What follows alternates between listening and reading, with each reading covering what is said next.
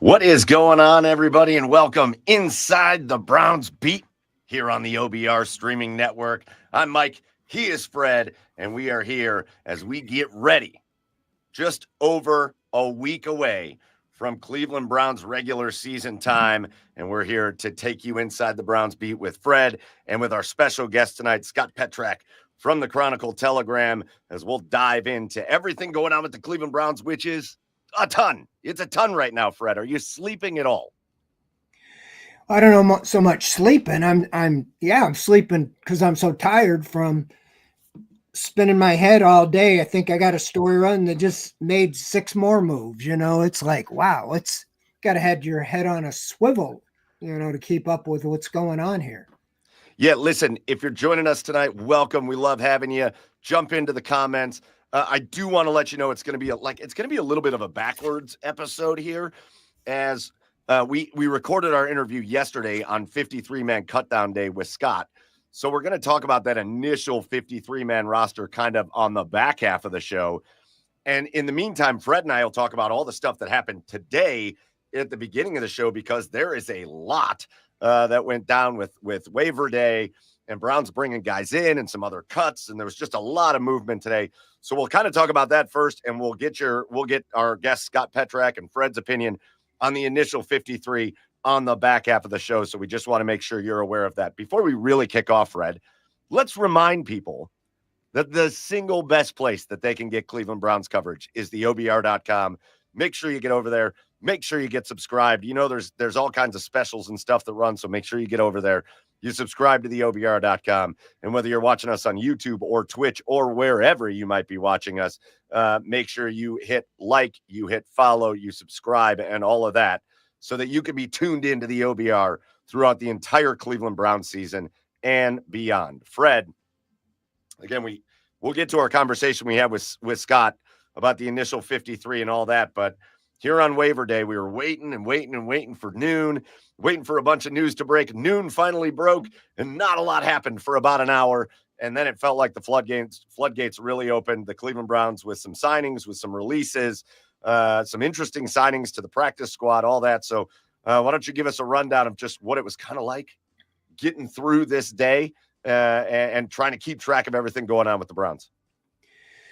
Well, they started out claiming a running back. You knew yesterday, as I had a tongue-in-cheek, picture of Dylan Sampson, Jerome Ford, the only 2 running backs on the field, that here's your running back room. We knew they were going to make some moves there. They added Raheem Sanders, played at Arkansas and South Carolina, had some pretty big numbers a couple years ago. He was released by the Chargers, and he wasn't at practice today. Obviously, he was just claimed, so coming from California, I expect he'll be there tomorrow. And then they signed a cornerback, Jarek Bernard Converse. Think of the old sneaker I used to wear. But the corresponding moves, we knew they'd probably cut a tight end. Brendan Bates was released, and the cornerback undrafted rookie Dom Jones was released. Now look for those 2 guys to end up on the practice squad. And then you have, as practice is going on, we're watching practice and we're hearing guys like Cole Strange, Malachi Corley. And we asked Kevin Stefanski, and he said, I can't comment on any of the, because they weren't official. They were reports. Well, I think that, I don't know if they've confirmed it, other than it's been confirmed by some sources that I think Corley's going to be on the practice squad. He's a former 3rd-round wide receiver of the Jets just last year, 2024. And Strange was a 1st-round pick. I think the Patriots released him. That's the type of guy Andrew Berry likes to claim if they're a former 1st-round pick or somebody that they thought highly of. So, they're making moves. They're going to have to make some corresponding moves. If, the practice squad, they won't. And the one that really took me by surprise is they claim Bailey Zappi, quarterback that started the final game last year. They put him on the practice squad. So that tells me they were going to bring Snoop Huntley back to the practice squad, but the Ravens signed him to their practice squad. And I don't know totally how to read into this. We can talk about it, but it's telling me a couple things. It's telling me that by trading Pickett, they were okay with Dillon Gabriel, but maybe they're not okay for him to start right away. If Flacco pulls a hamstring, in the first game or the first play, I think it would be Gabriel, but maybe they don't want to throw Gabriel or Sanders out there. I think more so Sanders. In fact, I'm wondering how much, I thought this before, is that I'm just my opinion, but if Flacco and Gabriel were to get hurt in the first couple games, they would have brought back Huntley to start and not start Sanders. Now it might be Zappy. I don't know. Just my theory. But yeah, they're going to have to make some more moves, as far as if Strange is signed to the active roster. I haven't seen if he is, but the other one, Zappy and Corley, there's room because they had 9 signed. That all were on the team that were just cut yesterday. So that means you had 8 more spots. You can have 17 counting the international guy. And I think, I don't remember his name, Kier or something like that, is the new internet. So you have 16 plus him. So if Corley and Zappy, that would get you up to 11. If you brought back Dom Jones and Brendan Bates, that'd get you up to 13. And so Strange probably, I would think, would go the active roster. And if that's the case, they'd have to release somebody. Yeah, the Bailey Zappi thing, I don't find it questionable that they brought in another quarterback for the practice squad. And there's only going to be a limited amount of those kind of guys. I just, in my head, I'm going, why are we doing Bailey Zappi again? I think Bailey Zappi's kind of shown you, he's had plenty of run in the NFL. I think he's kind of shown you his limitations and where he's going to cap out. And I do agree with you, Fred. In my head, and a part of this will be a little bit redundant because you're going to hear this again later in our conversation with Scott. But in my head, Flacco gets hurt at some point, they're going to Dillon Gabriel. I feel like that's not even a question. I think even if it happened, please don't put this on this team. I would love for Joe Flacco to just play 17 games and be done with it. But I think even if it happened early, they would go to Dillon Gabriel.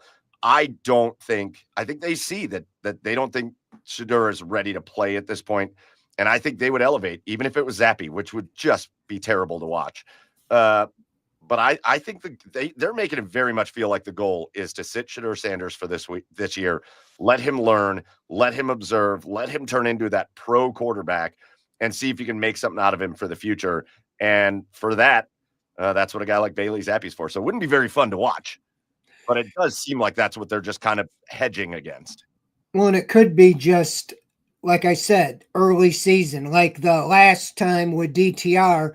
They got blindsided when Watson got hurt in the 4th game and he wasn't ready to play. Yep. And they had no choice because they had unloaded Joshua Dobbs.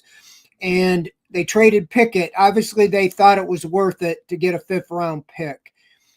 But they may just feel like, okay, we want to have a little insurance, because I do think they're committed to Shedeur Sanders. I really do. I think they like him. I think they like Gabriel, and I don't know. Maybe they see Gabriel is more ready to play, but maybe they see, Sanders might be here, but with some coaching and developing, maybe he has a higher ceiling long-term than a Dillon Gabriel. I don't know what they're thinking, but that's just what the idea I get. And think about this for a minute. I mean, DTR is the only rookie quarterback they've drafted, and I don't even know if they developed. He was hurt a lot, he didn't. But this one and Gabriel, especially Sanders, I think they have a developmental mindset. And I think about what Andrew Berry said, and I brought it up here when I asked him a question about 4 quarterbacks. He said, I do think we could keep 4 quarterbacks because we see the last 5 spots on the roster as a developmental players. And who is he talking about? He wasn't talking about Dylan Gabriel. And so those last 4 or 5 guys on the roster are the guys inactive on game day. You know, you look, they're guys that got drafted, they weren't ready to play, and they're inactive on game day, at least the first half of the season. Then they work them in a little.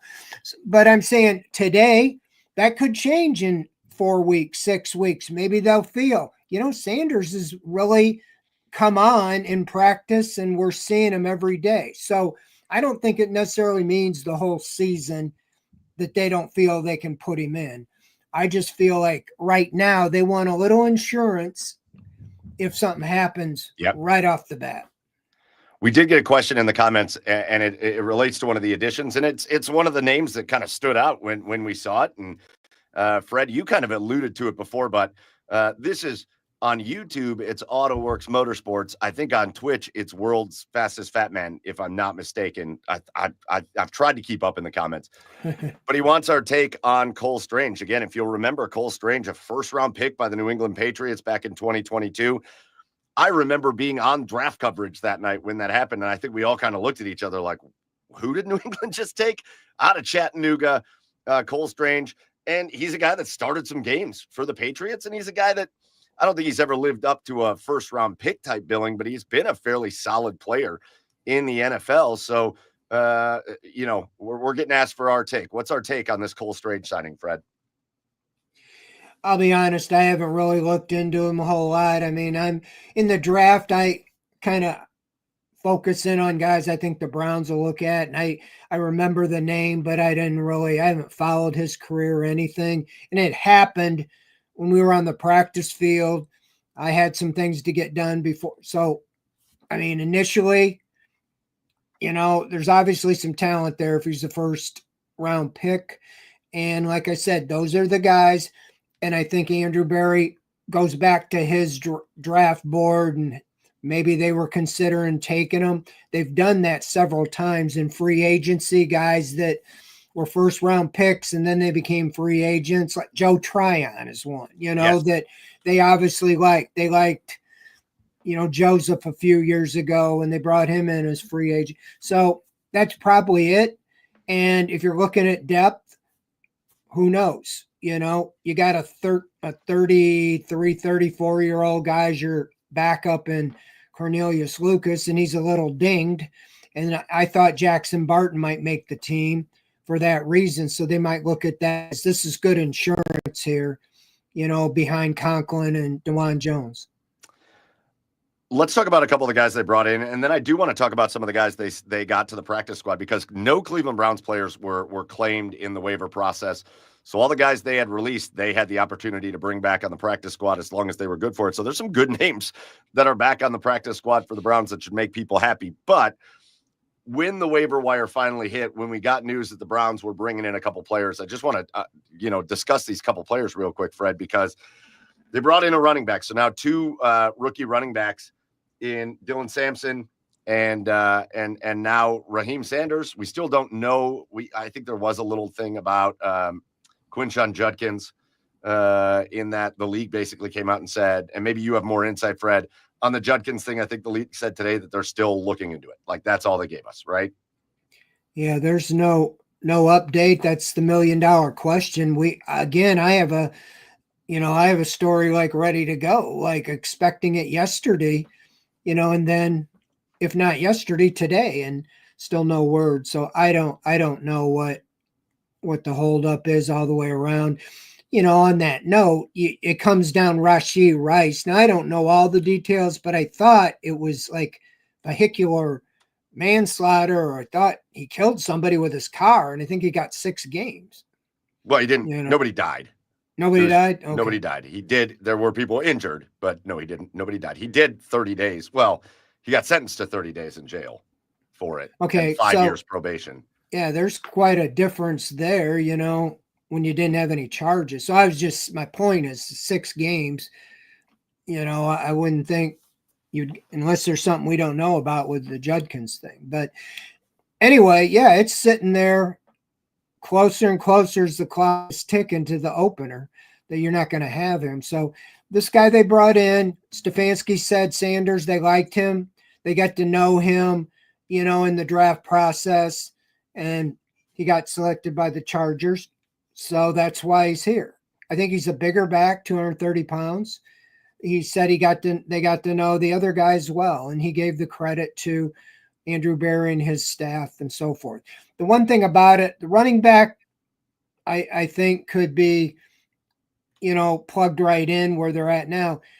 The cornerback was an undrafted guy, I think, or a 7th round low pick.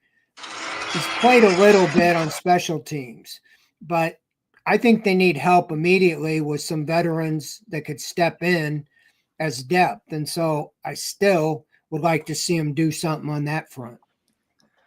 Yeah, listen, just back to Raheem Sanders. This is a guy that I really like. And when I don't want anybody to take this the wrong way. Can we all agree we're not going to overreact to a sentence that I'm about to say? When I watch him run, he's big, he's thick, and he's way faster than he looks like he's going to be. And to be honest with you, when I watch his decision-making in the backfield, I don't know what he's going to turn out to be, but there's a little Nick Chubb to this dude. There's a little Nick Chubb resemblance. Again, I didn't say he's Nick Chubb. I didn't say he's ever going to be as good as Nick Chubb, but I do think there is a little bit that reminds me of the way Nick Chubb runs with this kid. They call him Rocket, even though he looks like a bowling ball. And so his speed and his agility and his ability to break tackles, there's a lot to this guy that I think it's worth a look at least. Now, is he ever going to make anything of himself? I don't know. Is he even going to get the chance? I don't know. If this Quinshon Judkins thing turns around, obviously he's going to come back, and I think Sanders will be the first one that's bumped down the list. So we'll see what happens, but I do like I like this kid. He's a kid that I had circled in a lot of mock drafts that I was doing, and a lot of times when you get to this, again, he's young, but sometimes when a guy signs a rookie like this, you look at the reaction from the team he's kind of signed away from, a team that waived him, and it was not everybody's favorite move over there for the Chargers to get rid of this kid. He impressed them a lot during camp, and now he's going to get a chance to impress in Cleveland. So I think kudos to this. They needed somebody like this in the room. They've got two fairly similar backs in Sampson and in Jerome Ford stylistically. This is a much bigger, bruising kind of workhorse style back, and I'd love to see him actually get a look. Yeah, I think he had over 1,400 yards at Arkansas, scored a lot of touchdowns. And just looking at him, he looks like the type of guy you need in those short yardage situations. They really need the guy that can get you the 1 or 2 yards, on a third down or near the goal line. Foreman last year wasn't that guy. Nick Chubb, they used. He wasn't the same Nick Chubb. But prior to that, Kareem Hunt was the guy that could get you that short yard you needed to convert on third down. So he's got an opportunity just with the room, the way it is, and especially take advantage, of Judkins not being here. He's going to get some looks because Pierre Strong is technically still with the Browns because he's listed as on reserve or injured with a concussion. So right now I took a picture today. They have 4 running backs out there. 2 of them are on the practice squad. Amani Marshall, they know what he can do. And Travion Williams, I think more for just body. So I think Sanders has a chance here to make an impression. So let's talk real quick about some of the guys that got pushed to the practice squad, Fred, because again, with none of them getting signed on waivers, the Browns kind of had their pick to bring guys back. And I think that'll make a lot of fans happy, right? Caden Davis, nobody brought him. I know it's not a surprise for a lot of these guys, but Caden Davis on the practice squad, Sam Kamara and Julian Okwara, both on the practice squad. Those 2 guys had really good preseasons and training camps.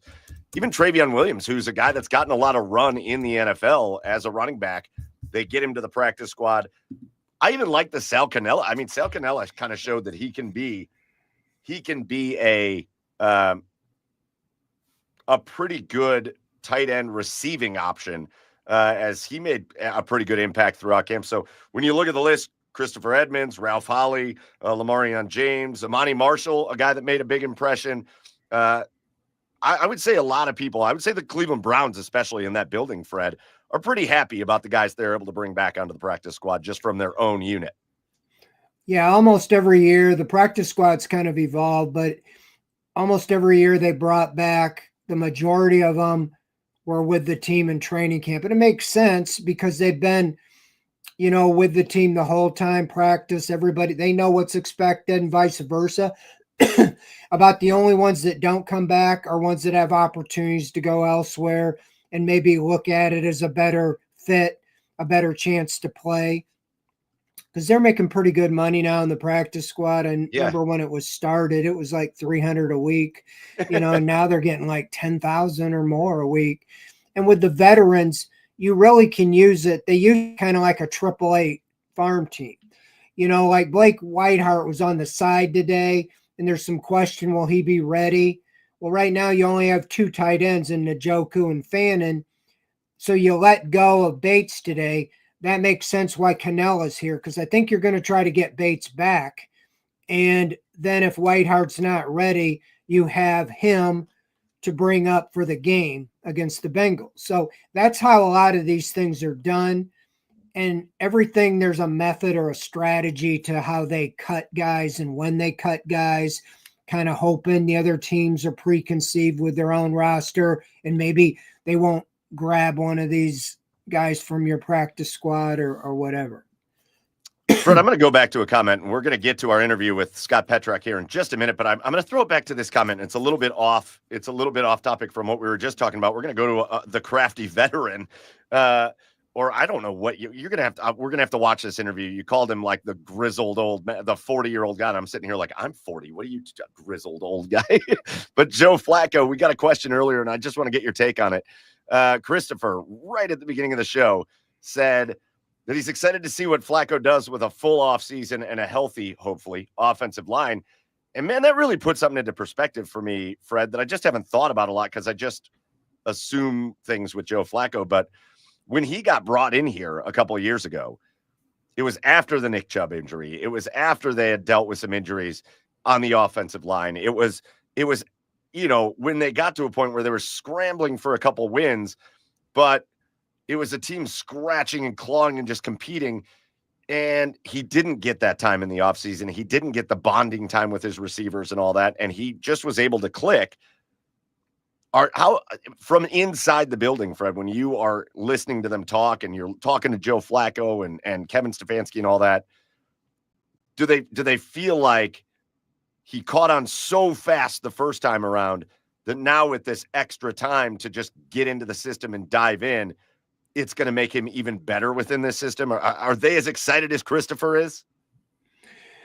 Well, I think that sometimes, bad analogy, but the first time I play golf a year might be the only time. I don't sometimes do better when I haven't thought about it as much. But I think not giving me a lot of hope. I think that he just came off the couch, so to say, and it just reverted to what came natural to him. Yeah, he's comfortable. He said it that he feels real good about where he is. And I think that more than anything, he brings confidence to the rest of the team. Starting the season against a very rough schedule, this is a guy that doesn't get rattled. He might throw an interception or two. We've seen that. But he's like, so what? Now on to the next play. Some guys, a young guy could really get rattled. And you can look in his eyes in the huddle. And I talked to players 2 years ago when the chips were down. He's like, I've been there. I've done that. Think about what he did against the Browns in that second game with the Jets with 1:50 to go. He threw 2 touchdown passes, 84-yard, and, to win the game. I mean, that was the most unbelievable. If you were a Browns fan, heart-wrenching. I can't think of a loss, that was snatching from the jaws of victory to lose that game. Right. Everything. But I just think that he's the best person for this job. I said that when Pickett was here because you got a couple young guys you want to develop, but here's a guy you can learn from, and he's the steadying influence to with Joe Bitonio, Myles Garrett, Denzel Ward, Njoku. All these guys saw it, what happened with him, and it gives them hope. Not that the other guys can't do it, but they've been there. They've done it with him. And so, yeah, I think that all the way around, it's the best thing. The biggest thing is he's been pretty durable. You think about, when the Jets went and got Rodgers and they were all excited and he played less than one series and the season was over. There are injury factors, with anybody, but he is 40. So that's the biggest thing to me. He's been able to avoid that. I just think that it makes the most sense, and you can bring along those other guys. I think Gabriel give him enough confidence to make that move to trade Pickett, and there's no question he's going in if Flacco goes down. I can't believe you just brought up that game, Fred. That was like look at Serge said I was at that game. Serge was at that game. Plenty of people I'm sure watching were at that game, that Jets game. That pass to Corey Davis that everybody decided not to cover, and it was wide open. I could have thrown that ball to Corey Davis, and it would have been a touchdown right in front of me. That happened right in front of me. Just brutal stuff. So I'm glad we can root for Joe Flacco now. Fred, all right, man, let's get into part two. Again, we do want to remind you, before we get to part two of the show, get over to the OBR.com. Make sure you hit subscribe over there for all the best Browns coverage. And I do want to throw this out there as we're going to go to our interview that we did, our pre-recorded interview with Scott Petrak. Tonight at 9 o'clock, after this show is over, right after 8 o'clock, grab yourself a beer, go hang out, get yourself a little rest, and then be right back here on the OBR streaming network. This is my shameless plug, as we got a big show on Garage Beers tonight. Nathan Zagura, the radio color analyst for the Cleveland Browns, is going to be on with us on Garage Beers, and we're going to talk about Buckeyes and so much more. So make sure you're tuned in at 9 o'clock. And then before we go, because I know we're not saying goodbye for the night, but I know this is the last time we're going to talk live.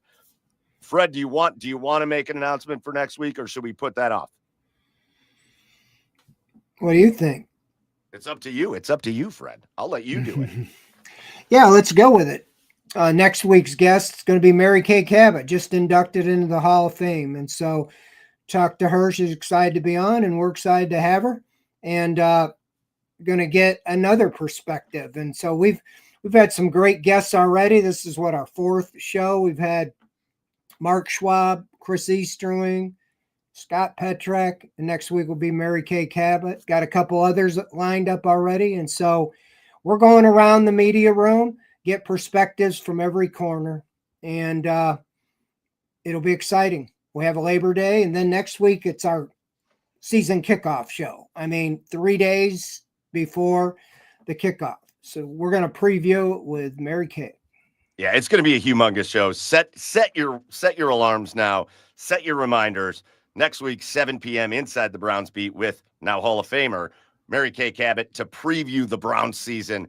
And that'll be a show you do not want to miss. So make sure you are here for that next week. All right, let's send it off, Fred, to our interview that we did from the Chronicle Telegram out here on the West Side.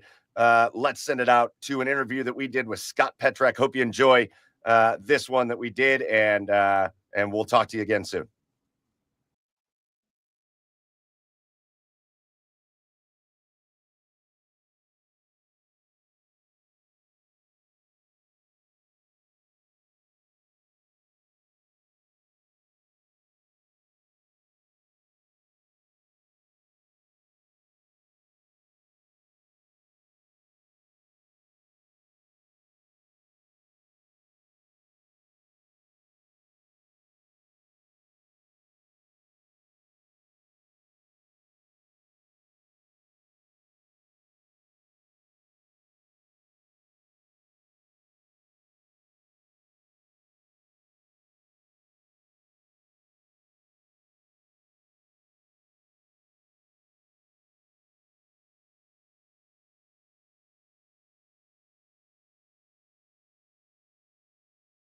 Kentucky. We got Scott tonight, who's a double Wildcat, I think, St. Ignatius, and then the Northwestern Wildcats of the Big Ten, and so I know he's a proud alumni. He fills us in every day in the media room, what's going on there. But a lot to say about this guy. Mike, I know you like to play golf, but this guy can play golf. I played twice with him at the Greenbrier. He's a golfer. So I hear him talking, he's sharing his things. He plays a little better courses than I do and so forth. So, yeah, I think it's his 22nd year, right, covering the team. I saw you the other day. Yeah. He's the vice president of the Pro Football Writers here in Cleveland. And, I've enjoyed working with him. I've been around that long as well. So, anyway. Just barely, Fred. I know. It just went the other day, and I looked, and my life's gone. Fred, we can't just talk about the golf and then skip over it. Scott, have you ever seen the magician that is Fred Greetham around the greens? I played with Freddie. Yep, I have. Magic around the greens. I know, especially for a guy that doesn't play that much. That was the only time I played last summer, and the year before it was the only time I played. But I'm just I lost my partner, my son. He moved to Akron, and he's a preacher, so he gets invited to all these. And I meant to this year, and I did play in one scramble with him. That's it. But I mean, 40 times a year, Freddie. What's that? I probably have you by 40 times a year. You got to make the most of it, as far as that goes. And you're recently promoted to sports editor too at the Chronicle, so he's got a lot going for us. He does a great job at Brown Zone. I read it. That's my hometown paper, the Chronicle, so I read that every day and stay up with him. So glad to have you. Let's talk a little Browns. As far as what's some of your thoughts on what they've done at quarterback here with trading Pickett and how that's shaken out? Yeah, I got a couple. To me, you don't trade Kenny Pickett unless you're really confident that Dylan Gabriel is capable to be the number 2. I don't know if I'm not saying anything people don't know, but to me, that was the uncertainty. Is Gabriel going to be ready? Yeah, I think he struggled in training camp practices early, then played really well in 2 games. We saw it against the Rams on Saturday. The 2-minute drill was just the cap of it, but he played well throughout those 2 games. And, like a 5th-round pick to me is not enough to change your philosophy and go and ditch your backup quarterback. We saw him do it a couple years ago with Joshua Dobbs, and that didn't turn out. But I think Dylan Gabriel is farther along than Dorian Thompson-Robinson was at that time. I think this move makes more sense. But it doesn't happen unless you see Gabriel play the way he did in the last 2 weeks. So that's my first thought. And then it's, I think they handled it fine. Joe Flacco should be the starter. Shadur Sanders should be the 3rd guy. The test will come if Gabriel's forced into action. And is he ready to go? Preseason's a different animal than the regular season. But they trust him enough that they made that move for the 5th-round pick, which, again, they love their 5th-round picks. And I know they've done some good things, right? You trade for Amari Cooper, and there's a way to use those assets to do big moves. But in itself, to me, a 5th-round pick is not worth trading a guy that you thought was going to be your number 2. So they better be right about Dylan Gabriel. Yeah, I feel like, I was going to ask you, like a parallel track to the Deshaun Watson DTR when you unloaded Dobbs, thinking, and then who knows, 4 games in, you're starting DTR against the Ravens, and he got eaten alive, and you feel like you got a 40-year-old quarterback. You hope he's sturdy and he's been able to play, but I do think it's a lot of confidence in Gabriel. I know they threw a lot at him early, and maybe that's something to do with why he looked a little bit not as polished as he has in the last couple weeks. But I think he's got a lot of the tools, and there's a reason they drafted him. They like him. Yeah, there's no doubt about it. Now, that's all true, Freddie. And I think that all they threw at him probably affected his accuracy. I think he made a bunch of good decisions throughout. It was mostly the accuracy. You'd see him get outside the pocket in the red zone, and I felt like he was going to the right guy. He just wasn't completing the passes. And then as camp went on, you saw him complete more passes. And then really the accuracy was there against the Eagles and then against the Rams. But yeah, they took him in the third round for a reason. He's already 24 years old, so the learning curve should be much shorter for him than it is for a guy like Shedeur Sanders. Gabriel spent 6 years in college. And then, but it's interesting because in 2023, they thought Deshaun Watson was going to be healthy. I think they felt like the backup quarterback wasn't going to be that important. And they got the offer for Dobbs, and Dobbs hadn't played a bunch in his career, so you didn't know exactly what you had from him. And then he wound up playing pretty well that year with other teams. Here, like you mentioned, Fred, Flacco's 40, and he's got a really good track record staying healthy. But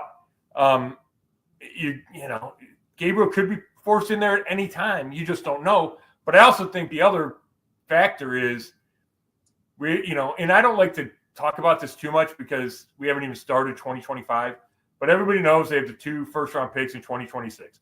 And Jimmy Haslam said it in training camp that you want to see the rookie quarterbacks play this year. So I guess you just don't need that buffer of Pickett. That if you're confident enough in Dillon Gabriel and you think he can operate your offense, then why have this other guy in the middle when, keeping 4 quarterbacks is almost unheard of, and you can use that roster spot on a different position.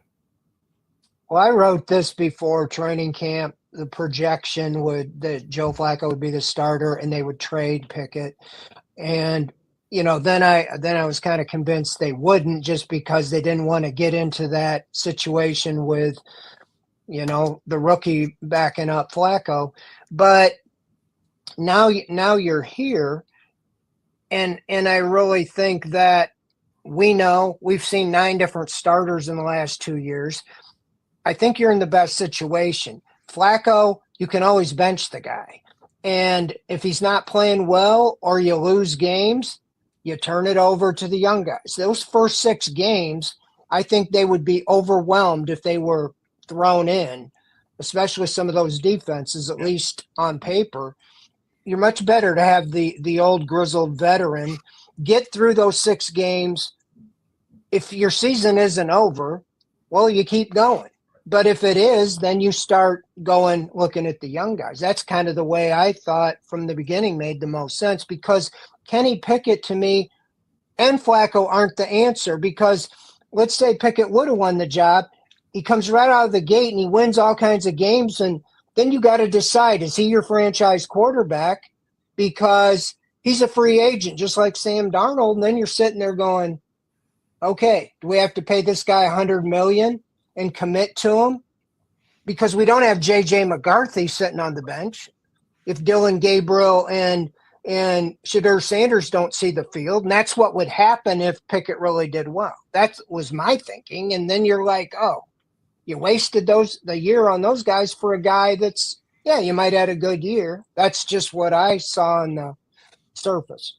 Yeah, that's an interesting point. I think if Pickett had won the job and the hamstring July 26th took him out of the running, it would have been interesting to see there, Freddie, because you make good points. Now, they probably could have franchise tagged him or, worked out something where they didn't have to make that drop-dead quarterback decision right away. Like Minnesota was forced to, and then they did not, decided not to pay Darnold because they had J.J. McCarthy. But once he's out of the equation to win that starting job, then it becomes, okay, Flacco struggles early. Is there really a scenario where you go to Kenny Pickett for a couple of games just to give him, before you feel comfortable going to the rookies? Maybe. And you didn't get to see a ton of Pickett. That's the other thing. I mean, the Browns saw him in the offseason and they raved about him, but he didn't play in the preseason. He didn't play after day 4 of training camp or whatever it was in team drills. So it's tough to get a good evaluation. And it's still the guy that, was benched by Pittsburgh and a backup in Philly. He doesn't have a track record of big-time success. The Browns are kind of hoping they, uncovered something with him and he fulfilled his potential here as opposed to in his 2 previous stops. So if you take a step back and look at Pickett like that, then I think it makes the trade, easier to figure out. But I'm going to come back to it again is if Joe Flacco pulls a hamstring, the 4th play of the game against the Bengals, you got Joe Bitonio and Denzel Ward and Myles Garrett, all these veteran guys that want to win right now. And they better feel comfortable with Dillon Gabriel, because I think there was at least a Kenny Pickett's done this. He's 15-10 as a starter, and that's one of the reasons. I mean, that's the reason Joe Flacco started, is because he gives you a chance to win early, especially in this difficult schedule. And if Gabriel isn't ready, and maybe he is, and apparently they've seen enough to say he is, but if he gets out there and he isn't, then things could get ugly for everybody. And you could hear the locker room, you could hear guys complaining in the locker room because they decided to trade Kenny Pickett for a 5th-round draft pick. But I do want to throw this out there just as a question to you guys, because it does feel like a little more clarity now is in the room as far as what's going on, right? Obviously with the starter and with Pickett gone, but it really feels like it's starting to play out the way they kind of anticipated when they drafted Dillon Gabriel in the first place, because I know it took a lot of people off guard in the 3rd round, but he's a guy that played at 3 major college programs, 2 for sure humongous college programs, won a ton of games, played in the biggest atmospheres, in the biggest, against the other best teams. I mean, I think a big part of this, remember, they went into the draft having just inked Joe Flacco, and Kenny Pickett was the only other guy there. I think part of it was they've had to go so deep in their quarterback room that you needed a guy that you felt like, okay, he's been in these big moments and he's got a ton of experience. So if he's not going to be ready early, who will be? Right? Like that's the perspective on Dillon Gabriel, right? Well, for sure. Now he just has to show it, right? But I get it. Like, I mean, he's 24 now. They're probably having an interesting discussion in New Orleans because, however old Tyler Shuck is, 26, 27, and he's not going to open the season as a starter, right? And if you draft a guy that age, you figure he's going to be ready right away. So that's certainly part of it. And, they can also manipulate it, right? They drafted Dillon Gabriel thinking that, and then you get here and they go, okay, well, we can make that happen by trading or cutting or whatever they do. But I do think what he put on tape the last couple of weeks, I think it solidified their feelings about him, because I don't think they ever doubted their pick at Dillon Gabriel. But I know watching from the outside, I doubted the pick, especially during that rough stretch of training camp. Yeah, as far as now getting off the quarterbacks, what do you think's going on with Quinshon Judkins? Or do you have any insight what might be going on? And we see the Browns. Not it's going to change, but you got.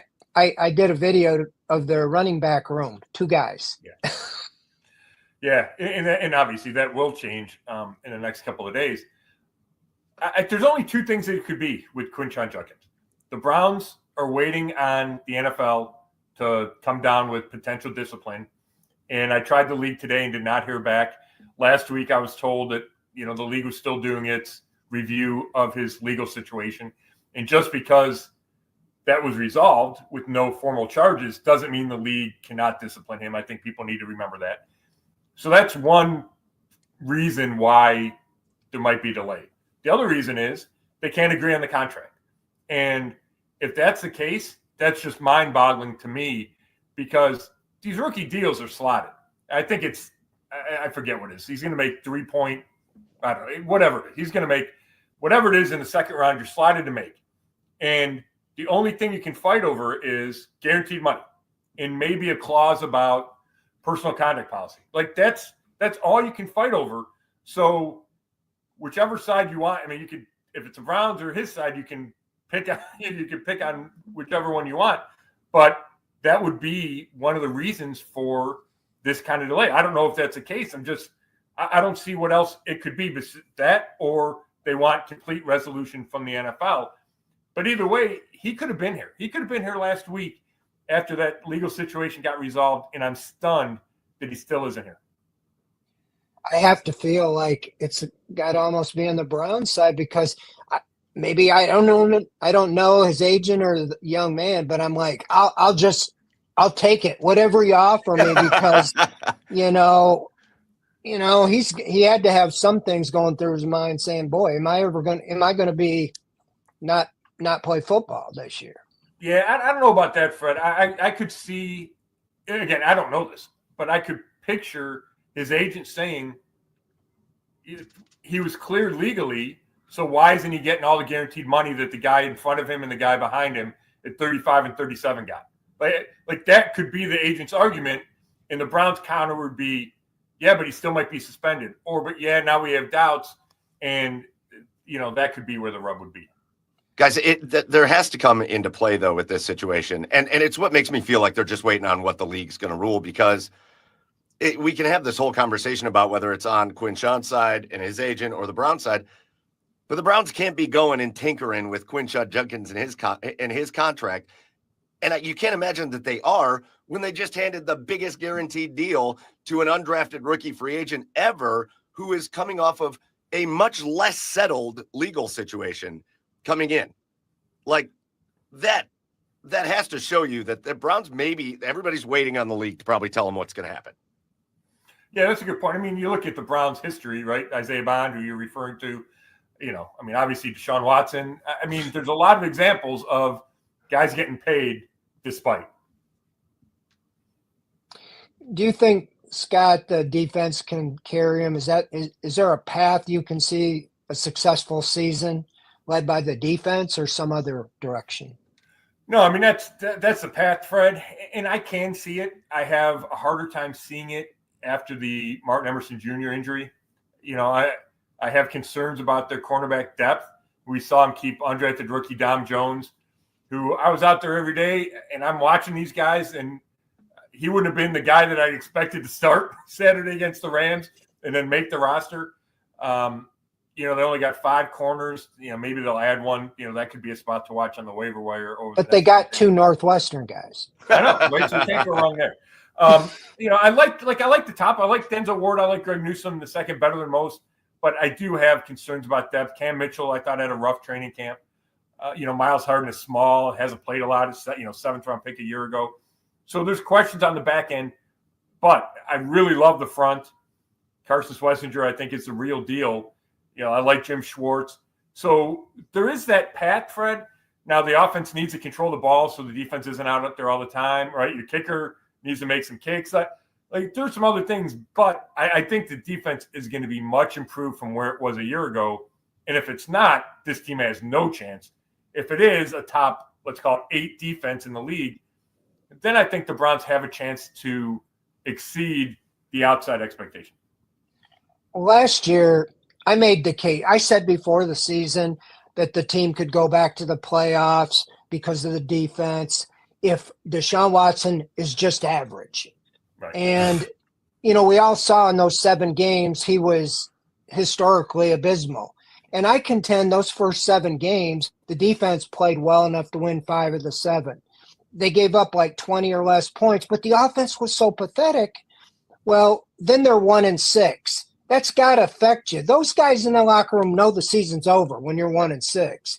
And I think it affected the defense and all the way down. That was just my take. And that's where I think the defense can be good again. They took some big hits, with losing JOK and Emerson and even Hicks. But I think Graham and Schlesinger can go a long way. But I think they can play well. But I got to have it on the other side. The offense got to at least be average. And I think that's where Joe Flacco can be a little, I'm thinking, steady hand at the wheel. Well, and the key is going to be turnovers on both sides of the ball. Right? The defense had a bunch of turnovers in 2023 that offset, and the Browns led the league in interceptions thrown in 23, but it didn't matter because the defense got a ton of turnovers.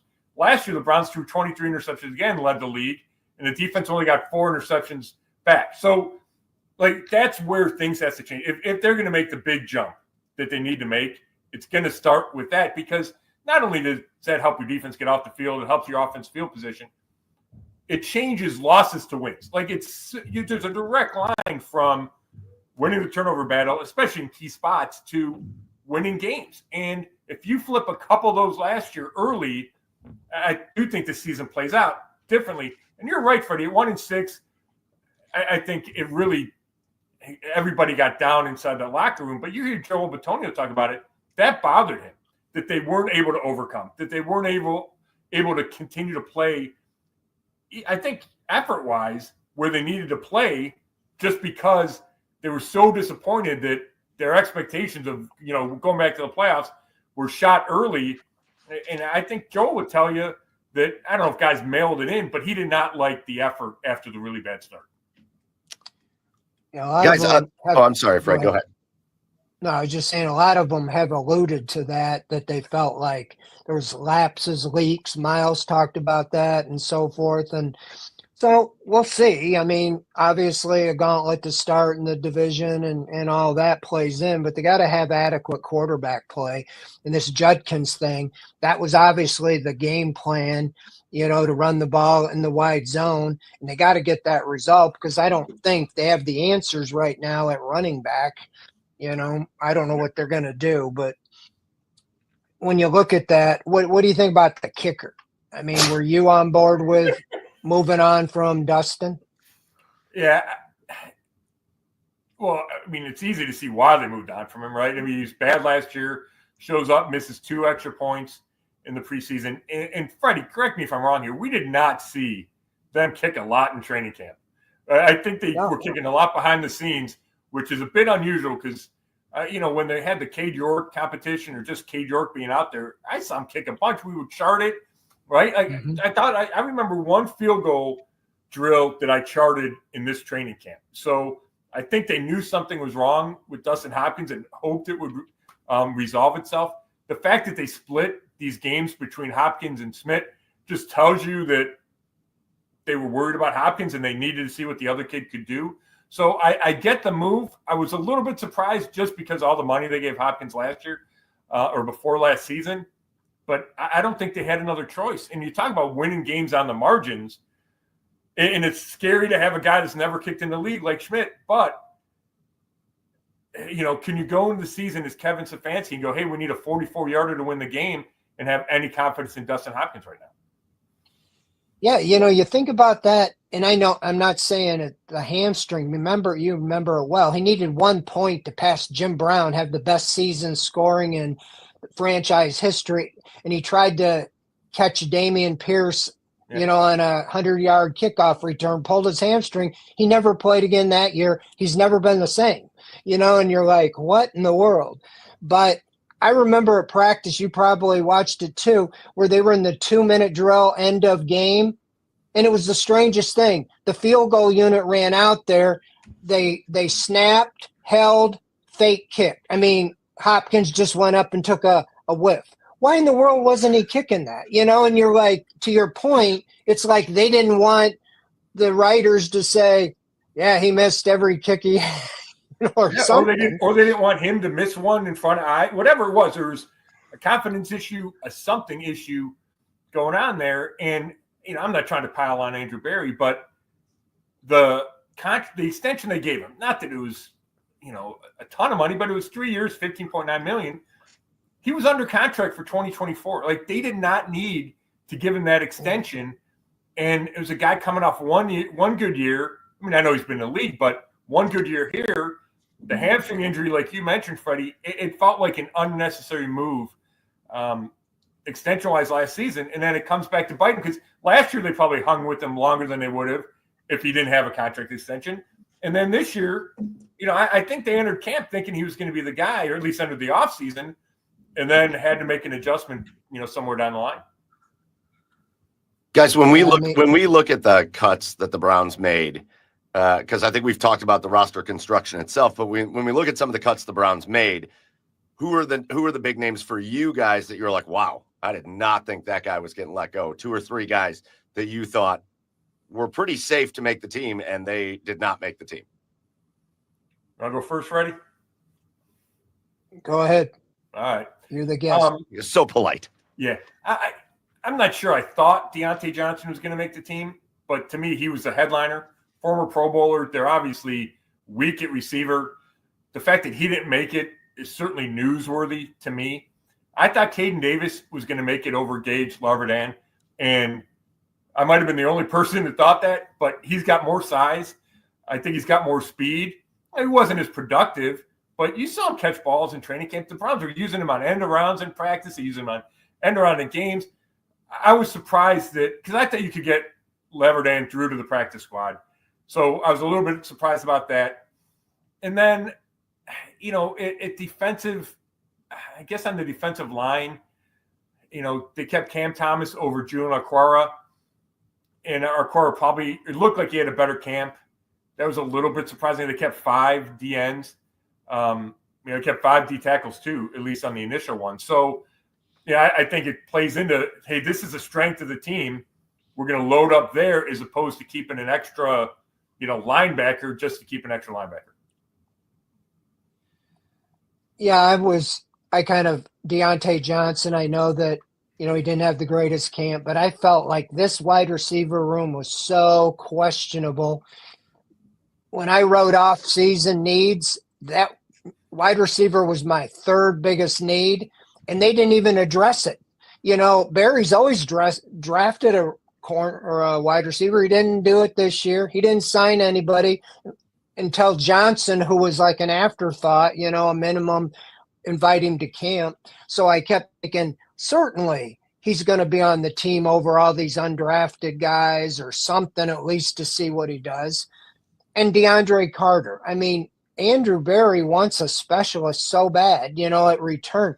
He did JoJo Natson out for the year before he played. Jaheim Grant, 2 years back-to-back out for the season. Then Naeem Hines. He's never had a specialist get to the season, And so I thought, well, are you going to cut a Lavardane or a Davis for a 32-year-old guy I know he's a wide receiver, but he's a specialist. Yeah. And sure enough, I saw a report last night that he was cut. I saw him out on the field today. It doesn't mean he'll be here a week from now, but that kind of surprised me, even though I put him in my roster thing because I'm thinking like Andrew Berry, that he makes the decision and he wants a specialist. Yeah, that's that Fred Greetham Harvard brain thinking like Andrew right. Berry. I was going to say all the time. Other things like Andrew Berry. I'm with you on Carter, except that I don't know who the backup is. Like, how many times have we seen them trot out a guy and you go, oh my gosh, like last year there was no threat to return kicks. And that's true. Right. And at least Carter has a track record where, theoretically he can add some juice to that kicking game. When we talk about winning on the margins, that's another spot. You got to be way better in special teams. And that's not just Hopkins. It's the coverage and it's especially the return game that wasn't there a year ago. Guys, can I ask you a really quick follow-up question for each of you on this wide receiver room? Because I want to know your feelings. We got to the end of last year and we were like, all right, great. Jerry Jeudy's the real deal. We can see it out there. But Cedric Tillman, don't know. Obviously, Thrash, we've seen nothing out of. Elijah Moore's gone. And it was like, okay, we don't know. Like, it was the biggest question mark. But through camp now, when we're going into this season with Jeudy, Cedric Tillman, who it was reported, I don't know that you guys saw it, but I saw a lot of reports that said Cedric Tillman seemed to build a very good rapport with Joe Flacco in camp. Seemed like they looked for, or Flacco would look for Tillman a lot. After what we saw from Thrash, which was a whole lot better than I think a lot of people thought it would look. And then, again, the younger guys, Isaiah Bond, Larvadane, even though they didn't do anything splashy or big to resolve the wide receiver room, do you find yourself feeling a little better about it than you thought you would? Man, just a little, not that much. To me, the key is Isaiah Bond. I still need to see from Jamari Thrash. I like Cedric Tillman, but it's been too inconsistent, too injured. But I think Isaiah Bond's a guy that can tilt that room for me. If he makes a big play every other game, that would be enough. And it's going to be a go ball or a bubble screen or an end around. I think those are the kind of plays they're going to try to get the ball in his hands. That could shift it, but otherwise, no. I still don't think they did enough at that spot. And I think you're going to see a ton of Harold Fannin Jr. catching balls as opposed to your number 2, number 3 wideouts. I was just going to say that. Harold Fannin, I think, is kind of the ace in the hole that I think he can be a wide receiver. Now, he's a rookie, but I think they can put him out and use him to maybe make up for some of the depth at wide receiver. But, yeah, I'm not a big risk taker, and I want somebody that's got a proven track record. And I thought you could get a veteran out there, the 30-something veteran. At this time last year, you had Amari Cooper, number one. Judy, you were hoping was going to do something, and Elijah Moore was 3. 2 of those 3 are gone. And so you're counting on these draft picks that Andrew Berry has made, like Tillman, Thrash, and they weren't top of the draft choices. They're third and lower. Bond probably would have been maybe a higher draft. I don't know how high he'd have went, but yeah, I think he's the key. And I think we're going to see the same thing. We're going to see him on a jet sweep. We saw the speed with Anthony Schwartz. He could never turn the corner. It's something I never saw the track speed that they advertise, and I think it's because football's a little different. But that's what they need out of Bond. Somebody to stretch the field, take some pressure off. Judy, I do think he's a key, and Harold Fannin. But everybody else is kind of unproven to me. I like Cedric. I got to know him. But, man, until he can stay on the field consistently, I'm not sure. Because if Jerry Jeudy goes down, if he goes down tomorrow with a pulled hamstring, you go, what in the world do they have at wide receiver? Kind of what I felt like a year ago before they had Jeudy and you didn't know what he was going to do with Amari Cooper. He's like, well, you got Amari Cooper and a bunch of questions. Yeah. So, yeah, I think that it's still proved me wrong, but I'm like, until I see it, I'm not going to believe it. Guys, real quick before we get ready to wrap up here, we saw the Browns cut down to their initial 53. I think that's a really good way to put that, Scott. The initial 53, but all the other teams did it too. And so when you look around what you saw I know you guys were very, very busy today covering the Browns, but when you look around what you saw from the league today, saw some really interesting running back names. A couple of veterans get cut, guys like Cam Akers, but also some younger guys. I know people love Estime, got cut from Denver. The rookie, that was a surprising one. Martinez got cut from Seattle. You look at running backs, you look at some cornerbacks that got cut. Who are some of the names that when you were kind of scouring through and you saw some cuts, who are some of the names that kind of jumped out at you guys for like, all right, that could be a Browns target right there? Well, I'm glad you mentioned Martinez because I had not seen that. I loved him coming out in the draft. So yeah. I don't know if Andrew Berry did, but I liked him coming out. And obviously they need a running back. Position is important. Corner, and it's interesting where they are in a roster period because they're kind of in a transition period, right? From a roster standpoint, they're in a little bit of a transition. Do you go get a guy like Mike Hilton or try to get him? When he got cut the other day, it popped right on my screen like, that's a guy, right? They got questions at nickel. So I look at running back, corner, and then you said we had a busy day. I saw these names flash across. There's some linebackers that I thought, could the Browns upgrade there? Because, they feel a little short. Buki Watson got hurt. Winston Reed's opening the season on IR. I could see them add another linebacker. Yeah, I'm kind of like, same thing. They have the second waiver claim because of their great 3-14 record. So there's got to be somebody out of that 1,000 list. And Andrew Berry likes to get guys that he liked in the draft that couldn't get. I think they would, at the running back, look at the younger guys, like Martinez or Estime, somebody like that.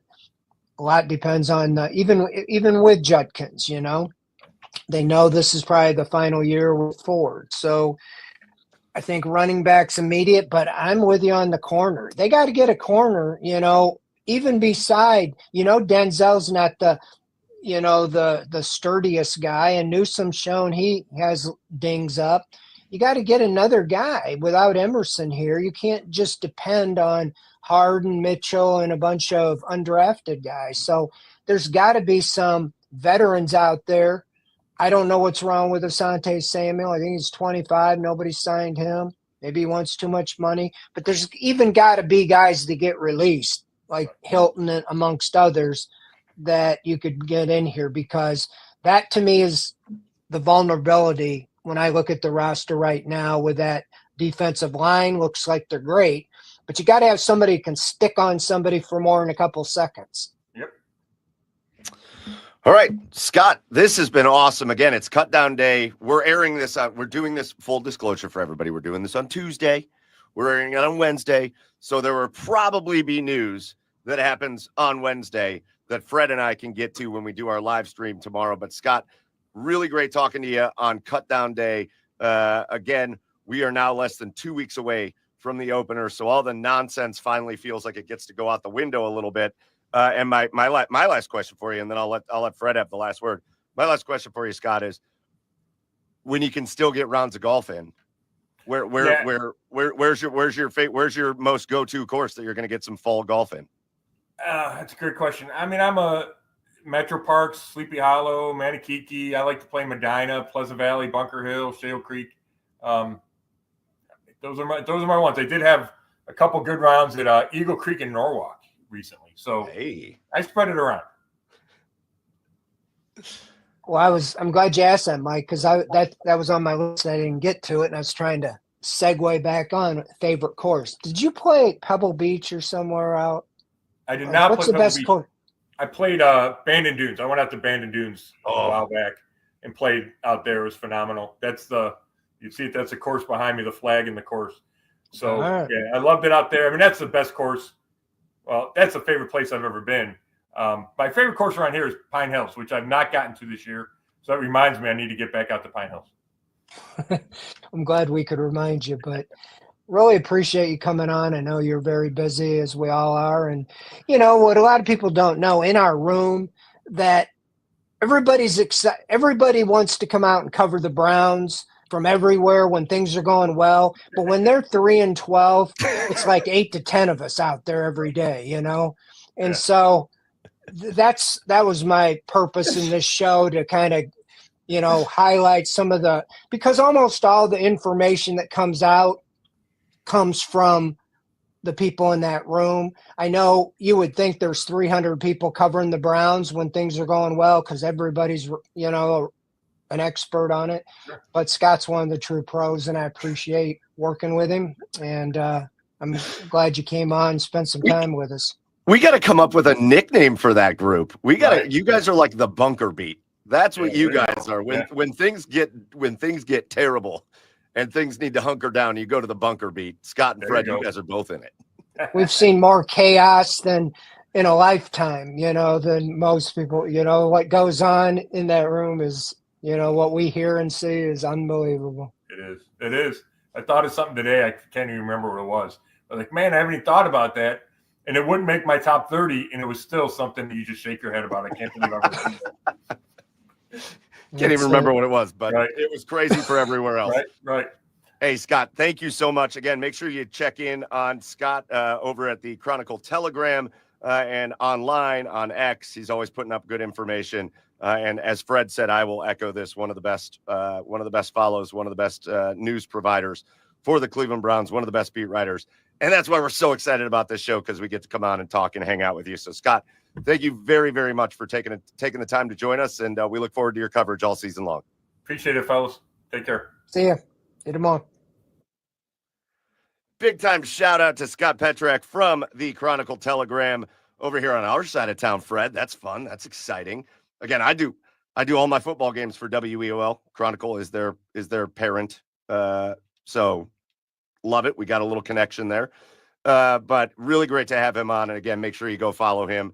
Fred, as we usually do, we'll give you the last word on this roster cut down week episode here of Inside the Browns Beat. You know, they signed, at least on the initial 53, 6 undrafted free agents made the team. That's more than had made the team cumulative under Andrew Berry. That's over 10% of the roster, you know, 6 out of 53. I don't know if that'll be a stick, but you either found some diamonds in the rough, or this is going to be a very young roster as they are in transition, plus the drafted guys, which I have all looked pretty good, you know, this year, except Judkins. So, yeah, it's going to be a journey. You know, it's starting to come into focus, and it's going to kick off here really quickly. I'm so glad you brought that up, because I do think it's one of the most interesting stories And maybe it's just because, and again, maybe sometimes you just take what you see out in preseason games too seriously because we all do it every year.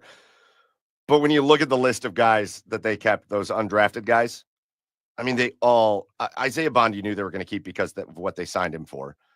But when you talk about a guy like Aiden Huntington, like you couldn't not keep him.